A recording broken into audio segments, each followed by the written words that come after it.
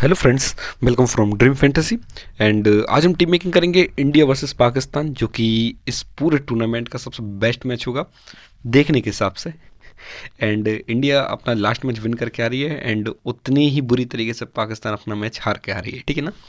तो पाकिस्तान के लिए तो डू और डाई कंडीशन है एंड इंडिया भी इस मैच में कंफर्मेशन करना चाहेगा चैंपियंस ट्रॉफी के सेमीफाइनल में जाने के लिए, ठीक है ना। क्योंकि न्यूजीलैंड से फिर मैच हैवी हो जाएगा तो वो भी इंडिया भी रिस्क नहीं लेगा, है ना। तो दोनों टीमें अपना पोटेंशियल से मैच खेलेंगी और मैच नंबर होगा फिफ्थ। टाइमिंग होगा वही 2:30 बजे से मैच चालू होगा दुबई इंटरनेशनल स्टेडियम में। और अभी का जो देखो दुबई का मैच डे में थोड़ा सा जो लास्ट मैच हुआ था इंडिया का उसमें ड्यू कुछ नहीं हुआ था और इंडिया ने ईजिली बैटिंग करी थी। हाँ, पेसर्स को अच्छा खासा डोमिनेशन मिला था, अकेला अक्षर पटेल ही 2 विकेट लेके गए थे, बाकी टोटल पेसर्स का डोमिनेशन था। इसका मतलब पाकिस्तान की तरफ से हो सकता अगर कुछ अच्छा निकलेगा तो निकल के आ सकता, अदरवाइज ये अबरार अहमद और ये कुछ ज़्यादा इम्पैक्ट शो नहीं करेंगे, ठीक है ना। इस तरीके का हमारी टीम मेकिंग करेंगे, ठीक है। ओवरऑल देखा जाए तो बॉलिंग का डोमिनेशन रहेगा, पेसर्स का डोमिनेशन रहता है इस ग्राउंड में, ठीक है। लास्ट के 5 मैचेस का एवरेज है 195, ठीक है ना। और इस ग्राउंड में टोटल विकेट गिरे हैं 64 विकेट गिरे हैं। 64 विकेट में से टोटल देखा जाए तो 41 विकेट लिए पेसर्स ने, 23 विकेट लिए स्पिनर्स ने, ठीक है ना। तो स्पिनर्स जो भी होंगे वो क्विक वाले ऑर्थोडॉक्स स्पिनर होंगे, जैसे कुलदीप रिस्ट स्पिनर है ना, जो अक्षर पटेल है सीधे कराते क्विक वाला। तो इनकी एक अलग बात होती है और रिस्ट स्पिनर की एक अलग बात होती है, ठीक है ना। तो इस ग्राउंड में देखा जाए तो पेसर्स का डोमिनेशन अच्छा खासा रहेगा। इंडिया अपने देखो लास्ट के 4-5 में से 4 मैच जीत के आ रही है और पाकिस्तान अपने लास्ट के दोनों मैच हार के आ रही है, ठीक है ना। तो इस हिसाब से सबसे ज़्यादा इम्पैक्ट किसका है, इंडिया का है। और हो सकता है इंडिया ये मैच ईजिली जीत भी जाए, ईजिली मतलब फाइट होगी बट एकदम नहीं कह सकते कि किसकी पार्टिसिपेशन रहेगा, ठीक है। और जैसे टीम बांग्लादेश में गई वैसा नहीं होगा मैच, कि जैसे सपोज बांग्लादेश में जो जिसने वीडियो देखी होगी वो जानता है हमने किस क्या प्रिडिक्ट करा था और किस लेवल का हमारा प्रिडिक्शन था। वीडियो अभी भी डली है, जिसको देखना है बिल्कुल देख सकता है हमने क्या बोला था और क्या हुआ। तो वो मैच इस जैसा नहीं रहेगा, मैंने क्लियर बोला था उसमें कि एक बॉलर निकलेगा जो 5 विकेट लेगा, कम से कम 4 विकेट तो लेगा। और वो कॉम्बो बनेगा कि एक बॉलर इस तरफ से और एक कीपर इंडियन बैट्समैन, वही कॉम्बो बना था हमारा, ठीक है ना। सब कुछ, लेकिन ये मैच ऐसा नहीं होगा, इसमें ऐसा नहीं होगा कि कोई 5 विकेट लेके जाएगा, कोई भी होगा मुश्किल से 2 और ज़्यादा से ज़्यादा 3, बस 3 मतलब। तो कोई बॉलर साइड से कैप्टन वाइस कैप्टन नहीं निकलेगा, ये चीज़ प्रिडिक्ट करके चलना हम लोगों को, ठीक है। देखो अब जो हेड टू हेड की बात करें तो हेड टू हेड में भी 2 मैच इंडिया विन है, इंडिया के चांस सबसे ज़्यादा हैं क्योंकि जो रिकॉर्ड है वो इंडिया के फेवर में ही ज़्यादा गया, ठीक है। देखो अब दोनों में से देखा जाए तो 2 कीपर हैं, दोनों में से 75% सिलेक्शन परसेंटेज है रिजवान का और 55% है के राहुल का, ठीक है ना। देखो मोहम्मद रिजवान बैटिंग 100% आना इस बंदे की, ठीक है। और 75% का सिलेक्शन परसेंटेज है, चाहे पहली बैटिंग हो चाहे सेकंड बैटिंग हो, इसकी बैटिंग जरूर आना, ठीक है। 5 मैचेस में से देखा जाए तो 4 में ड्रीम टीम में कंसीडर हुए, एक ही में नहीं हुए, वो भी पिछला वाला बहुत जल्दी आउट हो गए थे, ठीक है। अब देखो जो दुबई का मैदान है वो पाकिस्तान के लिए होम ग्राउंड ही है, ठीक है ना। तो ऐसा नहीं है कि होम ग्राउंड कोई डिफरेंट होगा, जो पाकिस्तान के लिए होम ग्राउंड में ही इंक्लूड होगा, ठीक है ना। के राहुल देखो, मुझे लगता है के राहुल की भी बैटिंग भरपूर आएगी। ये भी 55% का सिलेक्शन परसेंटेज है और इस मैच में ड्रीम टीम में कंसिडर हुए थे क्योंकि बैटिंग अच्छी आई थी और करीब 5 कैच लिए थे। ये भी हमने प्रिडिक्ट करा था कि के राहुल की जगह बनेगी क्योंकि कैचिंग पॉइंट मिल जाएंगे, क्योंकि छोटी टीम है तो कीपरिंग में कैच ज़्यादा आते हैं, ठीक है ना।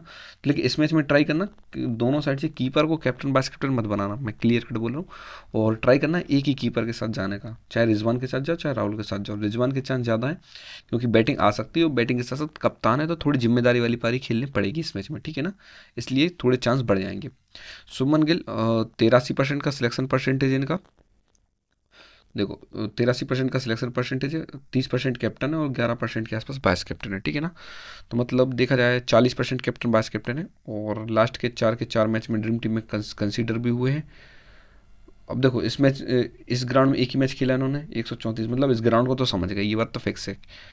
लेकिन मुझे ऐसा लगता है ये मैच में सुमन गिल जा सकते हैं जल्दी, क्योंकि बांग्लादेश की बॉलिंग और थोड़ी पाकिस्तान की बॉलिंग डिफरेंट है। तो रोहित शर्मा थोड़े एक्सपीरियंसड है एंड इनका थोड़ा सा पल्ला कट कट सकता है, ठीक है ना। तो सुमन गिल आप अपने आपके रिस्क पे, मेरे हिसाब से मैं अपनी टीम में पिक करके चलूंगा, कैप्टन वाइस कैप्टन बिल्कुल नहीं रखूंगा किसी भी एंगल से, ठीक है। फिर आता है विराट कोहली, ठीक है। विराट कोहली का 73% का सिलेक्शन परसेंटेज, 18% कैप्टन है, 10% वाइस कैप्टन है, ठीक है ना। और लास्ट मैच में ड्रीम टीम में कंसीडर भी हुए। देखो विराट कोहली पाकिस्तान के खिलाफ बहुत अच्छा रिकॉर्ड है। अब एक चीज़ लेके चलना, अगर विराट कोहली चेसिंग में फंस जाए, मतलब इंडिया सेकंड बैटिंग में आए, तो हम लोग बिल्कुल फिर आप रख लेना 100%। हेड टू हेड में बहुत अच्छी रहेगा ऑप्शन वाइस कैप्टन का, ठीक है ना। तो वाइस कैप्टन के लिए भी जा सकते हैं। लेकिन अभी इनकी जो लास्ट 5 मैचेस वो बहुत ख़राब है। हर मैच में 40 पॉइंट दिए। इस स्टेडियम में एक ही मैच खेला, इसमें 43 पॉइंट दिए। फॉर्म से जूझ रहे हैं थोड़ी सी, ये बात मानी। लेकिन इंडिया पाकिस्तान के खिलाफ ये जब भी मैच होता तो विराट कोहली हमेशा चढ़ के खेलते, तो इस हिसाब से इन पर नज़र रखी जा सकती है, ठीक है। फिर आती है बाबर आजम। देखो बाबर आजम, अब चाहे कुछ भी बोलो, हम तो इस तरीके से देखते कि हमारे पॉइंट मिलते। अब चाहे कोई बोले कितनी बॉलें खाएं, ये अलग बात है। 72% का सिलेक्शन परसेंट है। लास्ट मैच में 80 पॉइंट दिए थे उन्होंने। हमें तो पॉइंट से मतलब है, बाकी कोई मतलब नहीं, ठीक है। तो लेकिन इस मैच में हो सकता है प्रेशर रहेगा बाबर आजम और रिजवान दोनों पे, ठीक है। फ़खर जमान है नहीं है, शेड्यूल चेंज है, तो पूरा प्रेशर रहेगा बाबर और रिजवान पे। और मुझे ऐसा हो सकता है कि बाबर 50 तक तो पहुंच जाए। खासकर अगर फर्स्ट इनिंग में बैटिंग होती है तो बाबर ज़्यादा अच्छे से प्ले कर सकते as compare to second inning में बैटिंग होगी, ठीक है। अब देखो रोहित शर्मा। अब रोहित और गिल में से एक बंदा लेना जो जिसके साथ भी आप जाओ। 70% का सिलेक्शन परसेंटेज है और अच्छे दिख रहे थे लास्ट मैच में, ठीक है ना। 54 पॉइंट दिए उन्होंने। और देखो मैं क्लियर कट बोलूँ, दोनों कीपर को दोनों को मत रखना, कैप्टन वाइस कैप्टन रोहित और गिल को बिल्कुल कैप्टन वाइस कैप्टन मत रखना, और दोनों को एक टीम में भी मत रखना, ठीक है ना। जिसमें गिल के साथ जाओ उसमें रोहित के साथ मत जाना, जिसमें रोहित के साथ जाओ गिल के साथ मत जाना। दोनों को कैप्टन वाइस कैप्टन के साथ मत जाना, ठीक है। अगर आप दोनों को ड्रॉप कर रहे हो तो फिर अय्यर की इंपॉर्टेंस बढ़ जाएगी, ठीक है ना। अय्यर कैप्टन के लिए बहुत अच्छा ऑप्शन रहेगा, क्योंकि विराट कोहली फॉर्म में नहीं है, तो पूरी रिस्पॉन्सिबिलिटी आएगी किस पे, अय्यर पे, ठीक है ना। तो अय्यर एक बहुत अच्छा ऑप्शन रहेगा। और इस स्टेडियम में एक ही मैच खेला, उसमें 29 पॉइंट दिए, तो हो सकता है ये मैच इनके लिए अच्छा बनाने की कोशिश करेंगे, ठीक है। पाकिस्तान की तरफ से शाउद शकील ओपन करेंगे। और कोई इतना बल्ले पे गेंद पड़ भी नहीं रही थी अच्छे से, एक जो नहीं रहता मतलब जिस दिख रहा था कि सामी का इजी तरीके से शिकार हो जाएंगे। अगर सामी के सामने होते तो समी उड़ा देते इनको ईजिली, ठीक है ना। तो हम लोग इनको ज़्यादा भाव नहीं देंगे। फिर आते हैं इमाम उल हक। इमाम उल हक एक्सपीरियंस होल्डर है और हो सकता है ये साउथ शकील के साथ ओपन करें, ठीक है ना। तो इमाम उल हक के साथ आप जा सकते हो, क्योंकि इमाम उल हक को जगह बनाना है अपनी टीम में, ठीक है ना। तो ये साइकोलॉजी रहती है कि इमाम उल हक को जगह बनाना है। फ़खर जमान क्योंकि टीम से बाहर हो गए हैं हर तरीके से, तो फ़खर जमान बाहर है, तो इमाम उल हक के साथ हम लोग जा सकते हैं, ठीक है ना। यहाँ से इमाम उल हक की जगह बन जाएगी, क्योंकि हमारी यहाँ से जगह नहीं बन रही है साउथ शकील की, ठीक है। फिर आता है अक्षर पटेल। अक्षर पटेल ने लास्ट में बहुत शानदार बॉलिंग करी, और इस मैच में भी इंपॉर्टेंट हो जाएंगे अक्षर पटेल और जडेजा, क्योंकि इस मैच में बैटिंग आएगी सबकी, ठीक है। 82 पॉइंट है, और लास्ट के 5 मैच में ड्रीम टीम में कंसीडर भी हुए हैं ये। और देखिए बिल्कुल ये बंदा यार कोर है, क्योंकि बैटिंग भी आएगी एक तरफा और बॉलिंग भी आना है इस बंदे की, तो ये बंदा रखना ही हम लोग को। जी हाल सलमान अली आगा का, क्योंकि देखो जिसकी बैटिंग और बॉलिंग है ना, उसको तो बिल्कुल ओडीआई में पिक करना ही हम लोगों को, ठीक है। इसमें थर्ड पॉइंट बन जाएगा हार्दिक पांड्या। तो हार्दिक पांड्या को भी हम लोग को पिक करके चलना है, ठीक है ना। अगर आप हार्दिक पांड्या को नोटिस करके चलोगे तो देखो 56% का सिलेक्शन परसेंटेज है, ठीक है। और लास्ट मैच में ड्रीम टीम में कंसीडर नहीं हुए। इस स्टेडियम में एक ही मैच खेला, 12 पॉइंट दिए।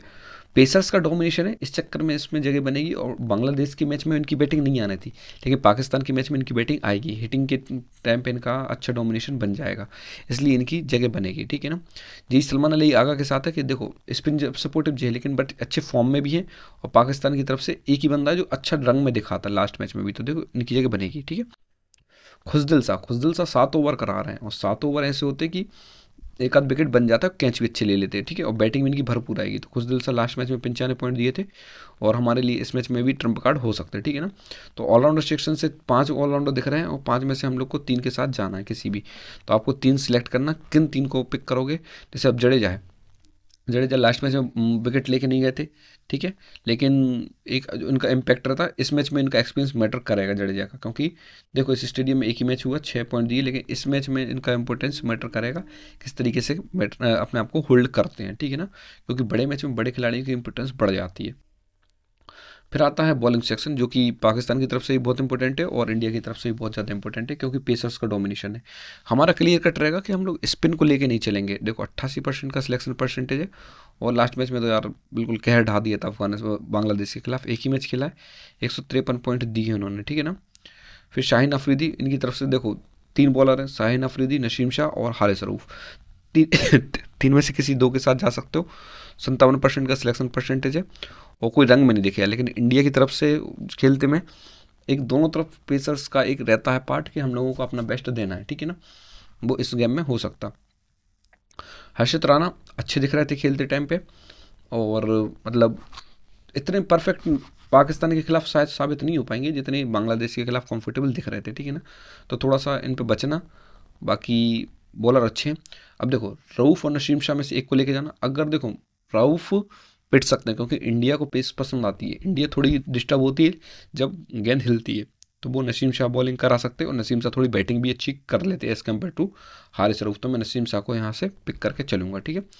देखो कुलदीप यादव और अबरार अहमद, स्पिन के लिए पिच सपोर्टिव नहीं है, तो मैं इन दोनों के साथ टाइप करूंगा और दोनों के साथ नहीं जाऊंगा, क्योंकि देखो पिच से कुछ निकले तो फिर हम लोग पेसर्स के साथ दम मारे, जब पिच में कुछ है ही नहीं तो हम लोग क्या दम मारे। तो यही डोमिनेशन लेके हम लोग मतलब दोनों को ड्रॉप करके चलेंगे।